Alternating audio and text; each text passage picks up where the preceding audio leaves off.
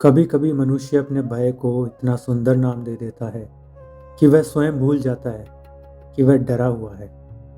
वह उसे आत्मविश्वास कहता है, शक्ति कहता है, पर भीतर एक हलचल होती है जो धीरे धीरे उसे खा जाती है। कुरुक्षेत्र की धरती पर भी कुछ ऐसा ही हो रहा था। युद्ध आरंभ होने से पहले एक राजा था जो बाहर से शक्तिशाली प्रतीत होता था, पर भीतर से कांप रहा था। वो था दुर्योधन।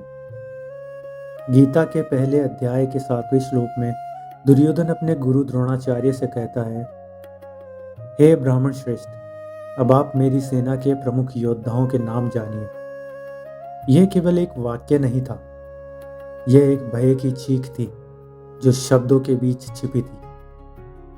दुर्योधन जानता था कि सामने अर्जुन है और अर्जुन के रथ पर स्वयं श्री कृष्ण विराजमान है।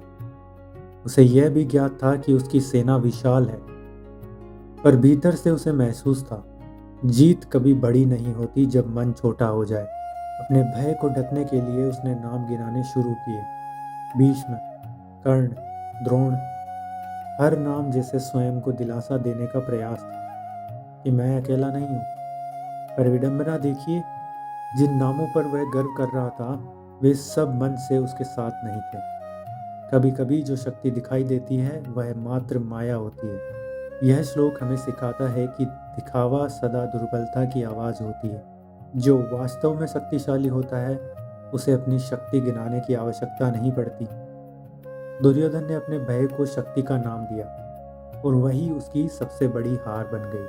कुरुक्षेत्र का युद्ध तो बाहर लड़ा गया, पर असली युद्ध हर मनुष्य के भीतर प्रतिदिन होता है, जहां उसे यह तय करना होता है कि दुर्योधन बने या अर्जुन।